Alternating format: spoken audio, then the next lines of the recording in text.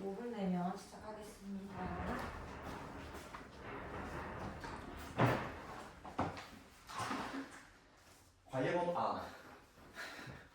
관리번호 2번 수업 실현 시작하도록 하겠습니다. 자, 6학년 경기반 여러분, 이제 첫 번째 활동으로 넘어가 보도록 하겠습니다. 우리 첫 번째 활동 무엇이었죠?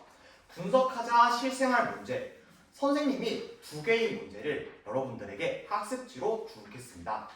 하나는 우리 반이 지난 시간에 우리 반 학급에 타일을 깔았죠. 우리 반에 필요했던 타일 길수를 우리 반이 직사각형인데 우리 가로의 길이는 알 때 세로엔 몇 개의 타일이 필요한지 선생님이 하나의 문제를 냈고, 두 번째 문제는 우리 반이 저번에 밥을 먹으러 갔을 때 기다리는 시간이 몇 분이었지 기억이 나나요?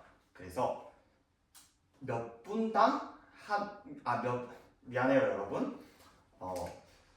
급식소에서 기다릴 때 정말 천천히 갔었죠. 그래서 우리 반이 몇 분에 한 걸음씩 갔었는지 한번 생각해 보도록 해보겠습니다. 자, 이 두 가지 문제 한번 풀어보도록 할 건데요. 자, 첫 번째 활동은 학습지에 있는 문제를 보고 구하는 것이 무엇인지 빗줄을 그어 보겠습니다.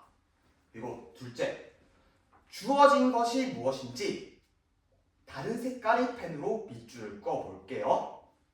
그리고 셋째, 이제 이것을 식으로 나타내려면 어떻게 해야 할까 고민이 될 수 있을 건데요. 이때 식으로 나타낼 건데 분수는 너무 어렵죠. 그래서 일단은 간단하게 자연수로 먼저 표현해 본 다음에 그 식을 다시 분수로 나타내 보도록 하겠습니다. 자, 여러분, 근데 이걸 할 때 좀 어려울 수 있죠. 저번 시간에 선생님한테 어렵다고 했던 학생들이 몇 명 있었습니다. 그래서 개인 활동이지만 필요할 경우 짝과 함께 이야기를 하면서 풀어보도록 하겠습니다. 자, 시간 6분 주도록 하겠습니다. 자, 활동 시작해보도록 하겠습니다. 선생님이 분단별로 학습지 나눠주도록 하겠습니다.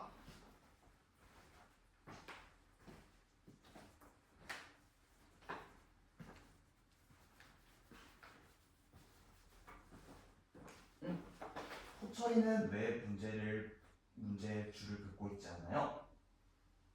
호철이는 지금 수학 이 문제가 너무 어려워가지고 같이 하기가 어렵다고요. 그럼 선생님이 따로 준비한 이 학습지와 잠시만 기다려봐요. 자, 여기 퀴즈네어 막대 있죠? 이 퀴즈네어 막대를 함께 활용하면서 이 학습지의 문제를 풀어보도록 하겠습니다. 네, 좋습니다.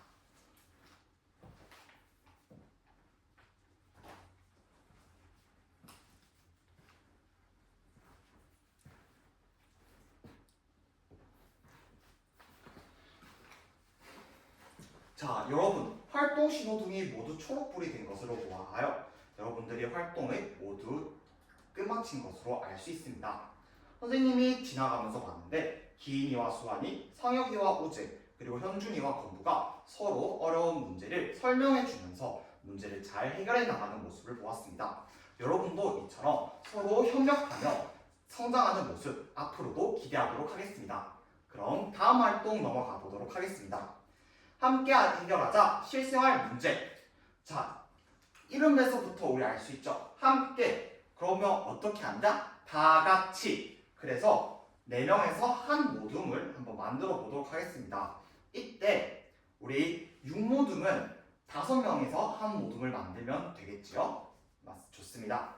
그러면 선생님이 방법에 대해서 간단하게 설명을 해주겠습니다.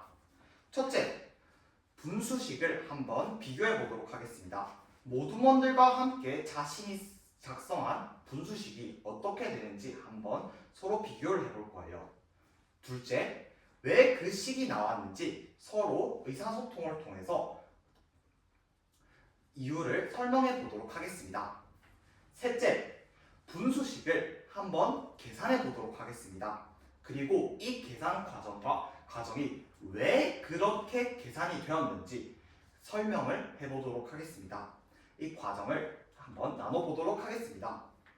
이때 여러분, 문제가 너무 어려워요 하면, 계산이 너무 어려워요 하면 선생님이 뭐라고 했죠? 맞아요. 스마트 기기로 우리 계산기를 활용해서 계산을 해도 괜찮습니다. 자, 그러면 이때 여러분 서로 이야기할 때 규칙 있죠? 네, 뭐죠? 첫 번째, 맞습니다. 말 차례를 지키자. 상대방이 말이 끝났을 때 그 다음에 내가 말을 할 수 있다. 두 번째, 내가 소중한 만큼 상대방의 의견도 존중하자. 그쵸? 서로 존중하는 우리 반의 모습 선생님이 한번 기대해 보도록 하겠습니다. 그럼 모든 활동 시작하도록 하겠습니다. 모든 활동하기 전에 우리 노래 부르죠? 하나, 둘, 시작. 서로 협력하며 모두 모여 미래 배움 위해 모여봅시다. 네, 선생님이 노래를 부르는 동안 다들 모둠을 만들어 주었네요. 자, 이제 활동 시작해 보도록 하겠습니다.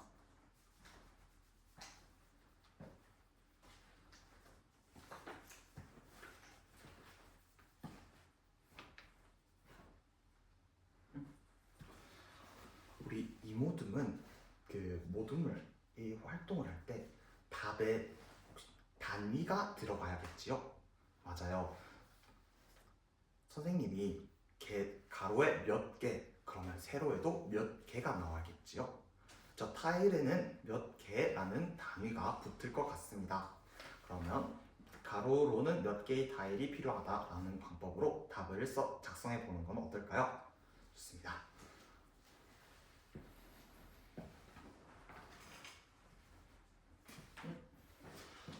사모둠은 왜 퀴즈 내어 막대를 서로 사용하는 것인가요? 이 문제를 풀 때 호철이가 이 퀴즈 네어 막대를 사용하면 더 쉽게 풀 수 있을 것 같다고 이야기를 했다고요? 맞습니다. 호철이가 이제 퀴즈 네어 막대를 활용하여 이 문제를 푸는 방법에 대해서 잘 이해를 해주었네요. 좋습니다. 서로 협력하며 이 문제를 해결하는 모습 선생님이 칭찬합니다.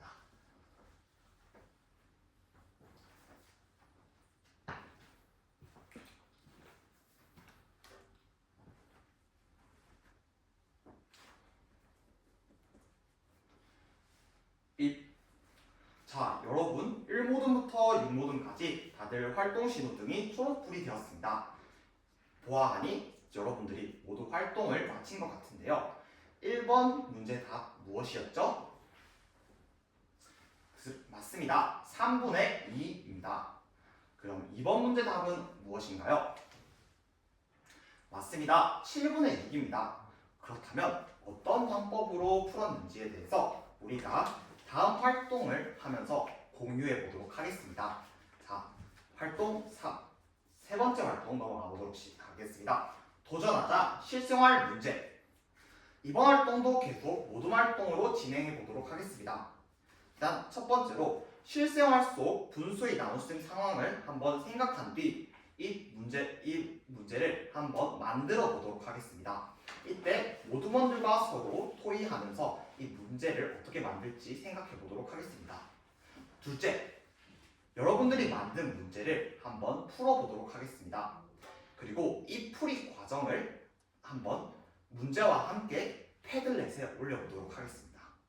그리고 셋째, 여러분들이 다 올렸을 경우에는 다른 모둠은 어떤 문제를 만들었는지 한번 살펴보고 그 모둠의 풀이 과정과 비교하면서 한번 여러분들도 풀어보도록 하겠습니다. 시간 10분 주도록 하겠습니다. 빕.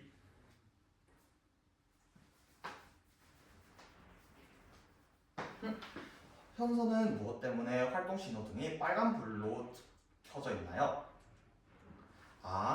현서가 지금 어떻게 실생활과 연관 지을지 잘 모르겠다고요? 그러면 선생님이 이 현서의 수학 익힘책을 한번 같이 살펴볼까요? 선생님. 네. 그쵸?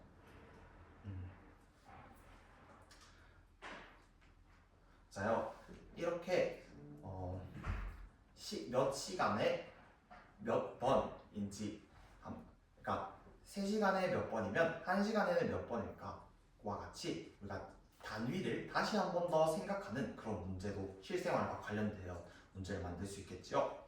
좋습니다. 현서도 그럼 다음과 같은 방법으로 한번 문제를 만들어 보도록 하겠습니다.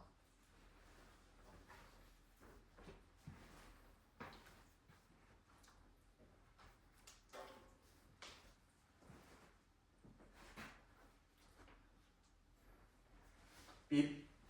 자, 여러분 활동이 모두 종료된 것 같은데요. 그렇다면 선생님과 함께 스마트 칠판을 보면서 어떤 문제가 있었는지 한번 살펴보도록 하겠습니다. 1모둠부터 6모둠까지 다양한 문제와 다양한 풀이 과정이 나왔는데요. 선생님이 특히 이 문제가 조금 돋보여서 한번 같이 다뤄보도록 하겠습니다. 한번 같이 읽어보도록 할게요. 철수는 1과 6분의 1 시간 동안 3분의 2개의 3분의 2개의 미안해요. 선생님 잘못 읽었네요. 철수는 1과 6분의 1 시간 동안 3분의 2리터의 물을 마실 수 있다고 한다. 만약에 철수가 1시간에는 몇 리터의 물을 마실 수 있을까? 라는 질문이 있었습니다. 자, 여러 가지 해결 방법들이 있었는데요. 자, 이것은 3분의 1을 1과 6분의 1과 똑같은 분모로 만들어서 6분의 4로 통분하였습니다. 그 다음 6분의 4 나누기 6분의 7은 분모가 모두 같기 때문에 분자끼리만 나눔으로써 4 나누기 7, 즉 7분의 4로 표현할 수 있었습니다. 이처럼 분모와 분자에 0이 아닌 같은 수를 곱할 경우에 나누는 식에서도 똑같아질 수 있습니다. 선생님, 이거 왜 그런지 설명해 줄 수 있는 학생 있나요? 상혁이 한번 발표해 볼까요? 상혁이 의견 좋습니다. 상혁의 의견대로면 분수와 분모가 우리가 자에서 눈금이 10칸이었는데 센티미터에서 밀리미터로 바꿀 때 10배가 되고 센티미터에서 미터가 될 때 100분의 1배가 되는데 이것을 활용하면 같은 수를 곱했을 경우 0이 아닌 같은 수를 곱하거나 나눴을 경우 나눗셈의 식이 유지된다는 결과를 가져온다고 합니다. 좋습니다. 자, 여러분들의 이런 모습에 선생님의 생각에는 분수의 나눗셈과 관련한 실생활의 문제를 해결하고 그 과정을 설명해보는 오늘의 배운 문제에 한 발짝 더 다가선 것 같습니다. 앞으로도 이런 모습 기대하면서 오늘 어떤 활동을 했는지에 대해서 한번 정리해 보도록 하겠습니다. 이상으로 수업 시간 모두 마치도록 하겠습니다.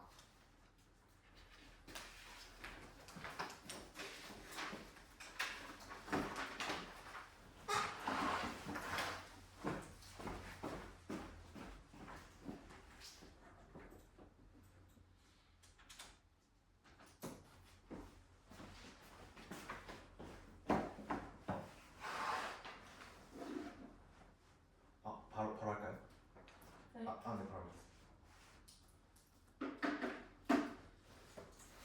질문 1번과 관련하여 잠시 제 수업을 성찰한 뒤 답변 시작하도록 하겠습니다.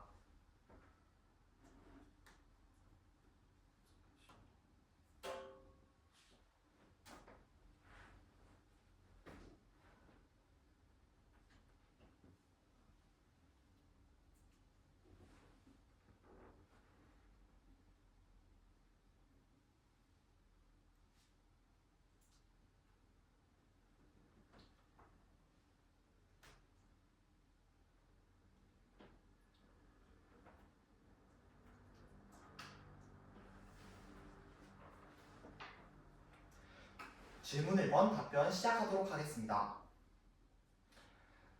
수업의 궁극적 목표는 역량의 함량이라고 할 수 있습니다.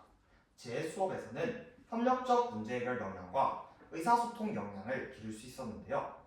다음과 같이 설계하였습니다. 첫째, 협력적 문제 해결 역량을 함량하기 위해서 학생들에게 문제를 어떻게 해결할 것인지에 대해서 서로 이야기를 하면서 협력하여 문제를 해결할 수 있도록 모둠 활동을 진행하도록 하였습니다. 이러한 모둠 활동을 통하여 학생들은 하나의 문제를 가지고 여러 가지 식을 만들 수도 있고 여러 가지 풀이 과정을 만들 수도 있습니다. 따라서 다양한 방안에 대해서 알 수 있게 되며 이렇게 협력적으로 문제를 해결할 수 있게 됩니다. 둘째,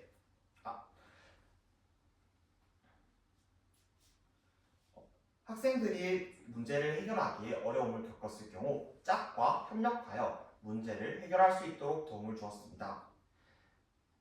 이 수업에서는 제가 학생들이 밑줄을 긋고 학생들이 구하는 것에 밑줄을 긋고 주어진 것에 밑줄을 긋고 또한 식을 작성할 때 어려움을 겪을 경우 짝과 함께하여 문제를 해결할 수 있도록 도움을 주었습니다. 이렇게 서로 협력하며 학생들이 주도적으로 문제를 해결할 수 있도록 하였습니다. 다음으로 의사소통 역량입니다. 저는 토의 활동을 통하여 서로 소통을 할 수 있도록 하였습니다. 문제를 어떻게 해결했는지 토의를 하고 그리고 이 과정은 어떻게 나왔는지 그에 대해서 이야기함으로써 서로 소통을 하게 하였습니다. 이렇게 서로를 존중하며 소통을 하여 의사소통 역량을 기를 수 있도록 하였습니다. 둘째, 규칙을 설정하는 것이었습니다. 제가 두 번째 활동 함께 해결하자 실생활 문제를 활동을 하기 전에 학생들에게는 규칙이 무엇인지 한 번 더 상기시켜 주었습니다. 이렇게 서로의 말차례를 지키고 서로의 말을 경청하게 함으로써 이런 규칙을 한 번 더 상기시킴으로써 학생들은 규칙에 맞게 소통을 하게 되었으며 이에 따라 의사소통 역량을 증진시킬 수 있게 되었습니다. 이러한 저희 수업 설계로 인하여 학생들은 협력적 문제 해결 역량과 의사소통 역량을 기를 수 있게 되었습니다. 이상입니다. 다음으로 질문 2번과 관련하여 잠시 제 수업을 성찰한 뒤 답변 시작하도록 하겠습니다.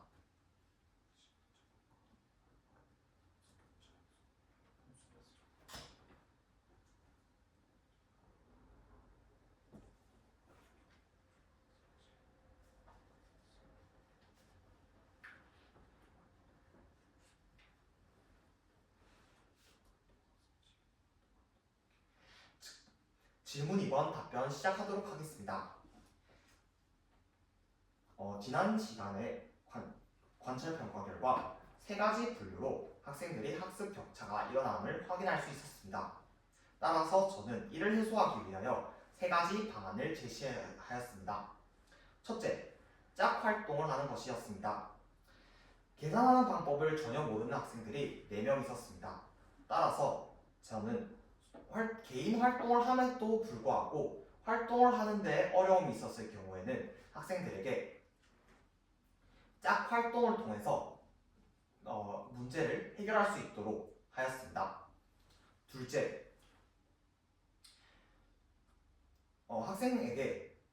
학생이 학습에 너무나도 큰 어려움을 겪었을 때 저는 추가 보충 학습지와 함께 실물 구체적 조작물을 제공해 주었습니다.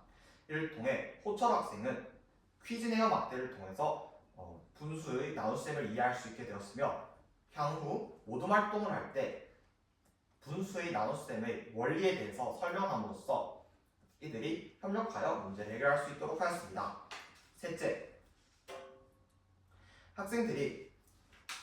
학생들에게 분수식을 계산할 때 과정을 서로 나누도록 하게 하였습니다.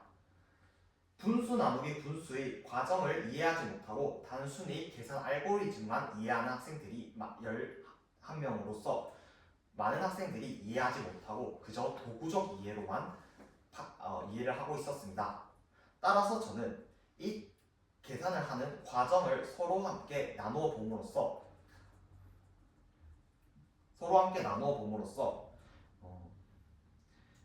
이러한 격차를 줄일 수 있도록 도움을 주었습니다.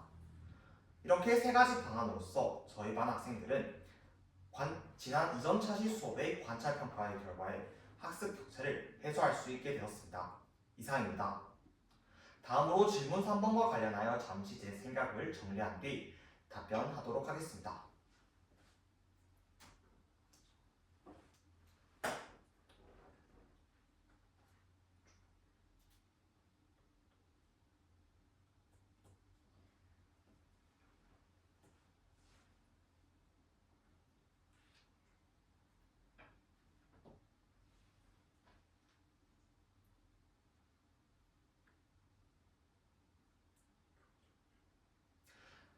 질문 3번 답변 시작하도록 하겠습니다. 기초학력이란 학교 현장에서 기초학력이란 매우 큰 이슈가 됩니다. 학생들의 기초학력을 향상시키기 위해서 현장에서는 수많은 노력을 하고 있습니다. 따라서 저는 이것을 적용시킬 수 있는 방안을 세 가지 말씀드리도록 하겠습니다. 첫째, 학생들의 맞춤형 수업을 제공하는 것입니다. 하이러닝, 즉 학생들을 에듀테크를 활용하여 진단함으로써 더욱더 정확하게 진단을 할 수 있습니다. 이렇게 진단 결과에 따라서 하이러닝이 제공해주는 자료와 교사의 직접적인 자료를 같이 혼재하여 학생들에게 맞춤형 수업을 제공할 수 있습니다. 둘째, 협력적으로 활동을 하는 것입니다. 학생 혼자서 문제를 해결하지 못할 경우 계속되는 실패에 학습에 흥미를 잃을 수 있습니다. 이는 학습 격차로 이어지게 됩니다.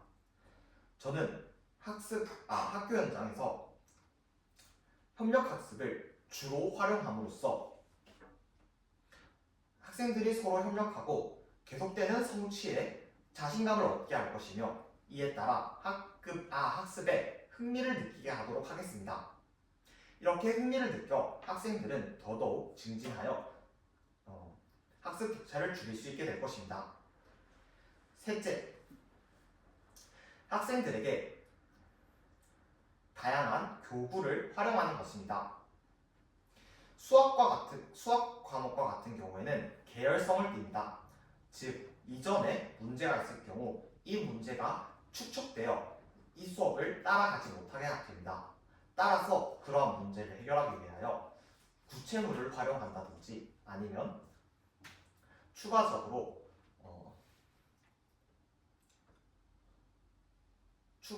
도구를 제공함으로써 학생들이 학습을 조금 더 쉽게 이해할 수 있도록 하고 이에 따라 학습 격차를 줄일 수 있게 될 것입니다. 이러한 세 가지 방안으로써 학생들은 기초학력을 향상시킬 수 있게 될 것입니다.